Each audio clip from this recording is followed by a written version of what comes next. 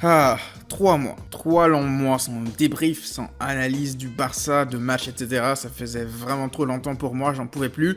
Enfin, les amis, la Liga et le face à Majorque, un match périlleux, un déplacement périlleux, même sans public. Ça fait quand même un bon moment qu'on n'a pas revu le Barça jouer. Je voulais donc prendre la température. Je suis allé vous demander par exemple sur Instagram, qu'est-ce que vous pensez? Qu'attendez-vous de la rencontre de ce samedi face à Majorque?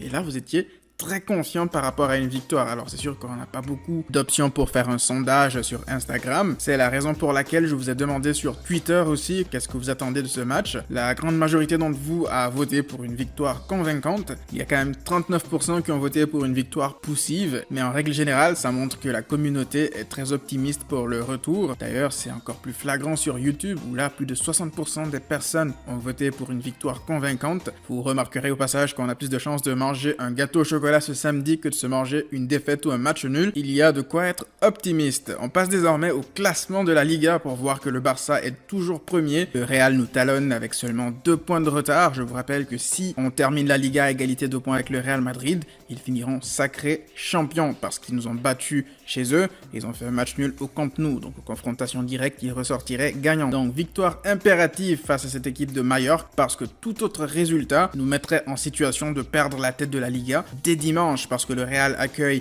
Eibar, non pas au Santiago Bernabéu comme je vous l'avais dit lors de la dernière vidéo, mais plutôt dans le stade de leur Castilla, de leur équipe B, au stade Alfredo Di Stefano. À voir comment est-ce qu'ils vont pouvoir s'adapter à cela. J'espère pour eux qu'ils vont perdre des points. Notre adversaire de samedi, quant à lui, est logé à la 18e place de la Liga, à seulement 1 point de se sortir de la zone rouge et 2 points de la 16e place. Donc ça veut dire par là que Majorque est une équipe qui se bat pour son maintien plus que jamais. Ils n'ont pas envie de repartir en 2e division. Et ce genre d'équipes sont les plus compliquées à jouer, surtout à ce moment de la saison. Ils n'auront certes pas leur public avec eux, mais est-ce qu'ils ont besoin de motivation supplémentaire pour affronter le Barça, se sortir de la zone rouge pour pouvoir rejoindre en Liga la saison prochaine? Ça m'étonnerait très très fort. Au passage, vous pourrez remarquer nos amis de l'Espagnol de Cornelia, confortablement installés en VIP à la dernière place du championnat, à quelques journées de la fin.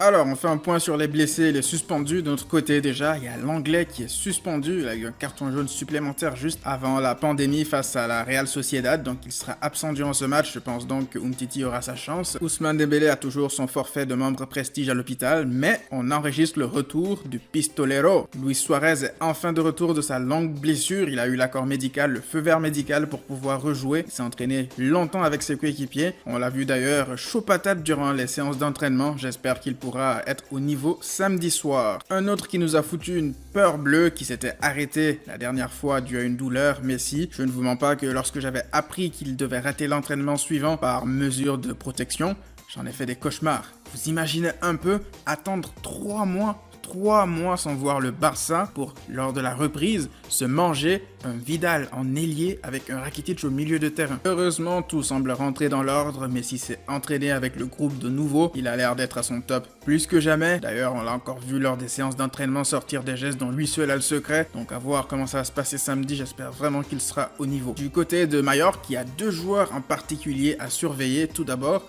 Lago Junior, le joueur ivoirien de Majorque qui était l'un de leurs atouts majeurs. C'est un joueur qui est sur le côté gauche, mais qui n'hésite pas à se retrouver très souvent dans la surface de réparation pour marquer. C'est un joueur explosif avec beaucoup de vitesse, donc attention à notre latéral droit qui devra s'occuper de lui. De l'autre côté, on a Kubo, que nous connaissons tous, pas besoin de le présenter. Kubo qui s'était fait énormément siffler lors de leur passage au Camp Nou au match aller. Lui qui est vu comme un paria d'avoir signé au Real Madrid en provenance de la Masia. Malgré ça, il a été ce soir-là le meilleur joueur de Majorque et de très loin. Donc Kubo est un très bon joueur, même si ça nous fend le cœur en tant que Barcelonais de dire ça d'un joueur qui nous a quittés pour rejoindre l'ennemi juré. Sauf que Kubo, ça reste quand même un talent important. Cette fois-ci, il n'aura pas de pression de public adverse pour le siffler. Il sera certes pas soutenu par son public dans son stade, mais il aura toute la latitude pour jouer libéré face à nous. Il aura certainement envie de prouver des choses personnellement, donc attention à lui, va falloir le surveiller de très près. Ils seront les deux dangers numéro 1 naturellement, mais ça ne veut pas dire qu'il n'y a pas d'autres joueurs intéressants dans cette équipe, à commencer par leur attaquant de pointe, le croate Ante Budimir, qui a déjà marqué des buts importants. Attention aussi à lui. En temps normal, on se serait basé sur les 5 derniers matchs des deux équipes pour se baser un peu, se donner une idée de la forme des équipes, mais je ne pense pas que ça soit pertinent comme ça, parce que ça fait plusieurs mois que ni le Barça ni Mallorca ont joué un match officiel. Néanmoins, à titre de rappel, on peut regarder, voir où est-ce que ces deux équipes en étaient avant le début de cette pandémie. Ce que moi je note de particulier déjà pour cette équipe de Mallorca, c'est qu'ils ont fait tomber de grandes équipes chez eux. Ils se sont offert le scalp du Real Madrid, de Villarreal, et ils ont balayé, tenez-vous bien, Valence 4 buts à 1. Alors certes, Valence avait eu un rouge, mais ça reste quand même des victoires face de gros. Ça montre aussi leur inconstance en Liga, parce que pour réussir à battre toutes ces équipes à domicile et ne pas se retrouver hors de la zone de relégation, ça amène forcément à se poser des questions. Leur dernier match en Liga remonte au 7 mars dernier face à Eibar, victoire 2-1 face à Eibar. Ils ont terminé quand même leur dernier match officiel sur une victoire. Alors ça ne veut pas dire peut-être grand chose, mais je pense que ce sont de petits détails qui peuvent participer à bâtir la confiance d'une équipe. De notre côté, c'est un peu les montagnes russes, parce qu'après avoir balayé Eibar à domicile 5-0 avec notamment un quadruplé de Messi, avant d'aller chercher une victoire super importante à Naples, non sans difficulté là encore, pour s'incliner quelques jours plus tard sur la pelouse de Santiago Bernabéu, avant de gagner le match d'après à domicile, cette fois-ci face à la Real Sociedad. Ce dernier match nous a permis de reprendre la tête de la Liga, parce que le Real avait été accroché par le Betis, donc autant dire que oui, nous sommes premiers, mais on ne respire pas la confiance du tout. Ça veut dire qu'on est premier, mais on risque de perdre notre première place à tout moment. On n'est pas un premier, on va dire, qui est serein. On n'est pas un premier sûr de ses forces, comme le serait par exemple Liverpool en Première Ligue. Nous sommes un premier un peu fébrile, on va dire. Donc on ne reprend pas la Liga non plus avec certitude, en se disant qu'on allait reprendre quelque chose là où on l'a laissé. Non, on va reprendre comme si on repartait de zéro. Et c'est là aussi que l'excitation se trouve. C'est comme si on est en train de retrouver un nouveau Barça, avec le retour notamment de Suarez. Hâte de voir comment Quique Setién va aligner son équipe samedi. Oui, beaucoup d'interrogations, parce que aux dernières rumeurs, on assisterait vraisemblablement au milieu Busquets, Frenkie de Jong, Arturo Vidal. Alors pourquoi est-ce que ce milieu m'intrigue? Parce que ces derniers temps, il y a beaucoup de rumeurs autour de Arthur. Visiblement, le club pousse toujours pour le faire partir.